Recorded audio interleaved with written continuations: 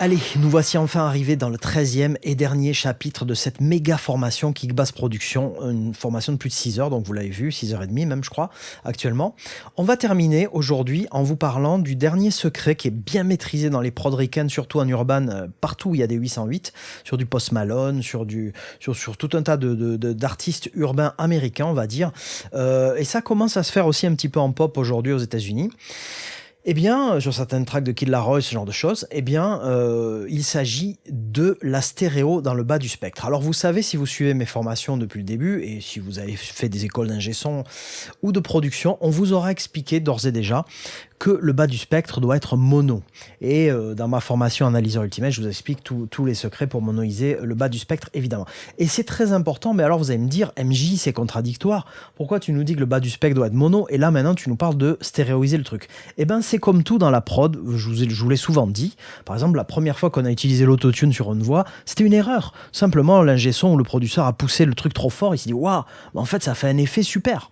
Et ben là, c'est pareil. Ok, le bas du spectre est monoisé pour plein de raisons que je vous ai déjà expliquées, je ne vais pas y revenir ici, qui font qu'en fait, si vous ne faites pas ça, votre prod ne sonnera pas. Elle ne sonnera pas en club, elle ne sonnera pas sur des petites écoutes, elle ne sonnera pas sur des iPhones, sur des iPads, etc. À l'époque, à la télé, les télés étaient mono, etc.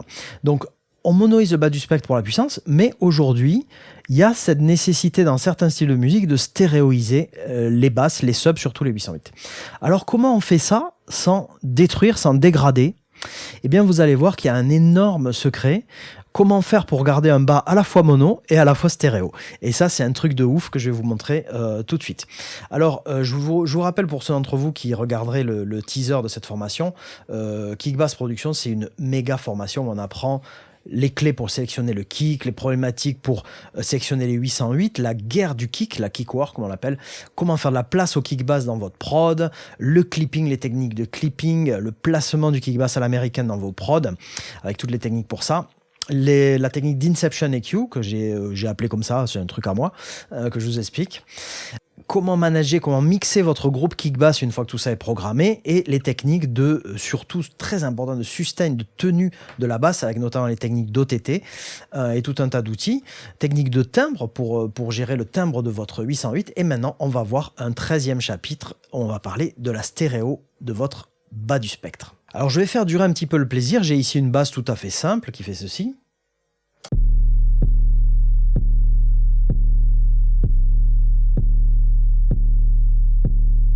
Rien d'exceptionnel.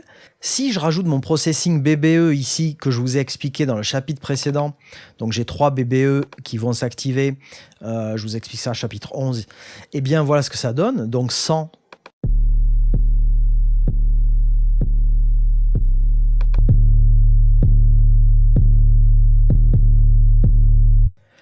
Colossale différence, mais je ne vais pas revenir dessus parce que je vous l'ai déjà expliqué dans le chapitre précédent. Et maintenant, tout simplement, si là on écoute le son dry, alors c'est un son de Nexus 4, hein, tout ce qu'il y a de plus classique. Le process 808, je vais le laisser de côté pour l'instant, on en a parlé dans le chapitre précédent également, mais je vais vous activer le process stéréo. Écoutez bien ce qui se passe quand j'active la stéréo sur cette 808, à quel point c'est exceptionnel.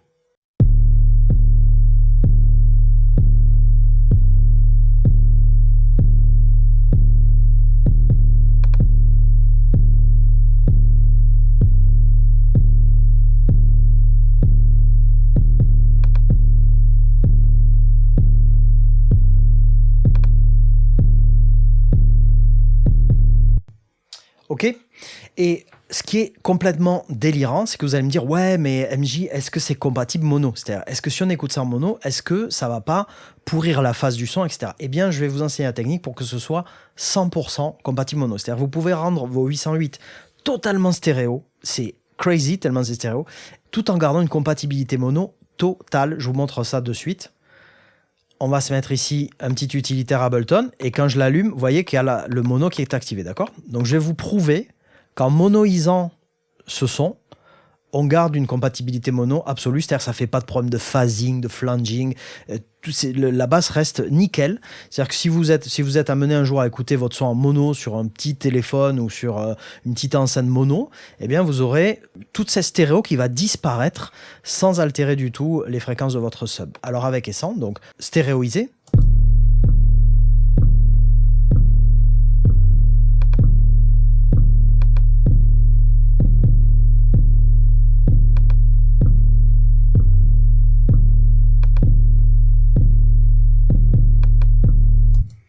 Donc vous voyez que j'ai rendu mon son hyper stéréo.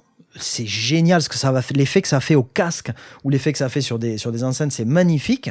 Et si jamais j'écoute ça en mono, eh bien ça reste une 808 parfaite, nickel, avec aucun problème de phase dessus. Comment on fait ça? Je vous l'explique tout de suite. Show me the blue, your pretty eyes.